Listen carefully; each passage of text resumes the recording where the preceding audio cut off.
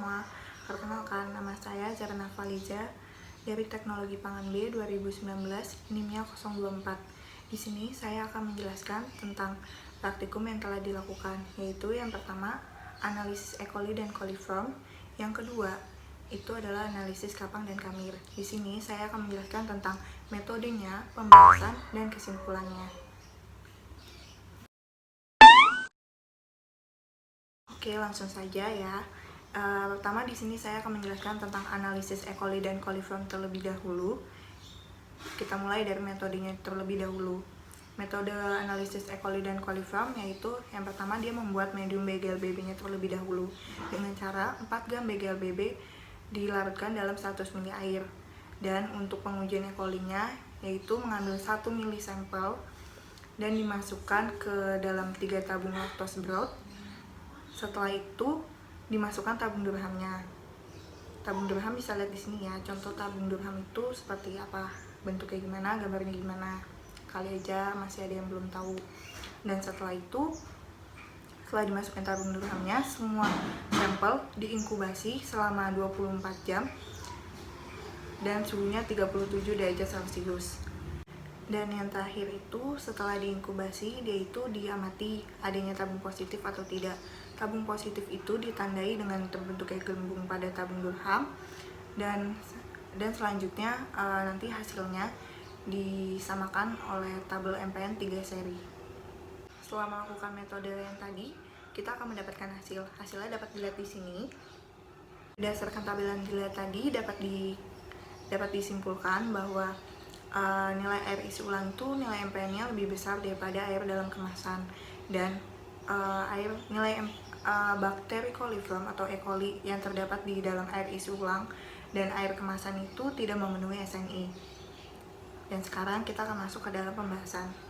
Prinsip metode MPN itu adalah melihat adanya gelembung atau tidak di dalam tabung durham. Dan yang kedua, digunakan medium BGLBB karena medium BGLBB itu mengandung laktosa yang berguna untuk bakteri. Selanjutnya, pencampuran sampel itu dilakukan di dekat bunsen agar tetap steril dan dilakukan homogenisasi agar larutannya larut sempurna. Tabung durham berfungsi untuk menangkap gas yang terbentuk. Selanjutnya, sampel dilakukan diinkubasi pada suhu 37 derajat Celcius dan selama 24 jam, yaitu yang berfungsi untuk memberikan waktu kepada bakteri E. coli dan coliform agar menfermentasikan laktosa dan terbentuknya gas dan akan berubah menjadi asam. Pada percobaan ini yang diamati itu adalah gas atau gelembung yang terbentuk dalam tabung durham. Faktor pengencerannya yaitu yang diambil adalah faktor pengenceran tengah. Dan nilai MPN dipengaruhi oleh banyaknya kombinasi jumlah tabung positif. Dan faktor yang mempengaruhi adanya bakteri E. coli dan coliform pada air mineral yaitu adalah kebersihan air. Dan yang terakhir adalah kesimpulan. Berdasarkan praktikum yang tadi yang telah dilakukan, dapat disimpulkan bahwa untuk mengidentifikasi adanya bakteri coliform atau E. coli dilihat dari terbentuknya asam dan gas pada sampel atau pada tabung durham. Gas dan sampel terbentuk karena adanya fermentasi laktosa yang menghasilkan gas dan asam. Sekarang saya akan menjelaskan percobaan kedua, yaitu analisis kapang dan kamir. Saya akan menjelaskan metodenya terlebih dahulu, yaitu adalah membuat mediumnya terlebih dahulu, yaitu membuat medium itu mengambil medium PCA sebanyak 22,5 gram dan ditambahkan chloramphenicol sebanyak 0,01 gram yang sebelumnya telah disterilisasi basah dengan autoclave. Dan setelah itu dilakukan pengenceran sampel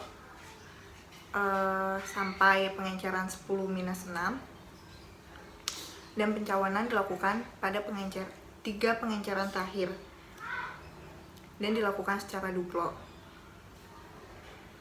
Setiap 1 ml sampel dituangkan medium PCA sebanyak 15 ml sampel, 15 ml medium.